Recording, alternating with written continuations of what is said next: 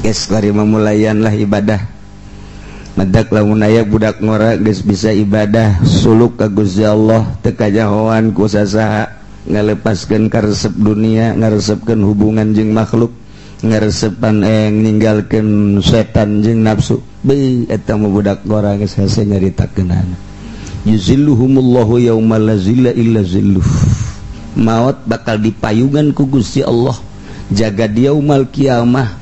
saat payung lantaran geus pabrik payung pan kemah kunaon atuh bizillihi aras Allah kaget bakal da urang deuleu anak muda di payungan ku aras kabita kabeh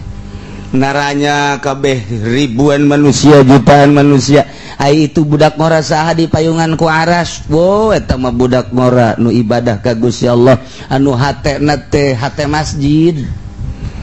anu hatena teh eta mangan ka Allah we hungkul masya Allah iyalah anak muda sabun qalbuhu mu'allaqun bil masajid anak muda nu hatena ngagantung bae di masjid jelema maka mamana hatena aya di masjid masya Allah karim ainu kolot mah inget bae ka masjid pantes lantaran nu kolot mah nganjang geus teu ditarima main bola geus rengkod ketika manehana dagang modal eueuh geus batur di masjid bae ge pantes cenah mah jaga kolot geus teu laku ka dieu ka ditu ieu mah budak ngora qalbuhu mu'allaqun bil masajid masyaallah mana coba di pasar kemis nu anak muda hatina hati masjid lolobana hate bar malulu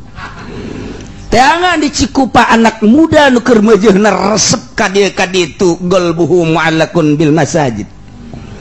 teangan di Belaraja anak muda sabun qalbuhu mu'allaqun bil masajid moal aya hese tapi neangan coba ka pondok pesantren beuh santri mah hatina hati HP kabeh aduh hese neangan lu qalbuhu mu'allaqun bil masajid